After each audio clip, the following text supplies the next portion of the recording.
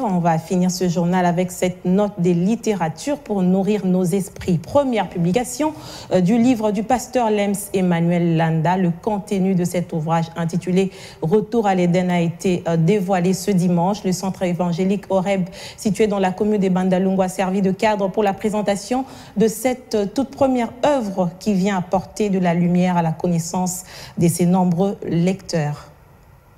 Pour sa première publication, le pasteur Lems Emmanuel Landa a jeté son dévolu sur une invitation lancée à un retour à l'origine, essence même de la destinée de l'homme tel que tracé par Dieu à sa création. Retour à l'Éden est l'intitulé de cet ouvrage. Loin d'être un retour géographique, l'Éden évoqué ici par l'auteur fait allusion à un retour dans la pensée originelle spirituelle. Dans ces livres, nous retrouvons la pensée première de Dieu. L'Éden est comme la pensée dont Dieu avait lorsqu'il était en train de créer l'homme.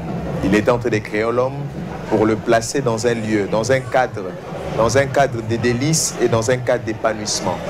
L'homme, c'est par sa chute qu'il a quitté ces lieux.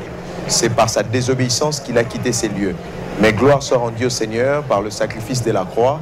Nous pouvons alors retrouver notre portion première, nous pouvons alors retrouver notre destinée première. C'est pendant que Dieu était en train de nous créer et c'est pendant que Dieu était en train de tracer notre destinée. Disponible en format papier, la version numérique le sera dans le tout prochain jour sur les différentes plateformes de la vente en ligne.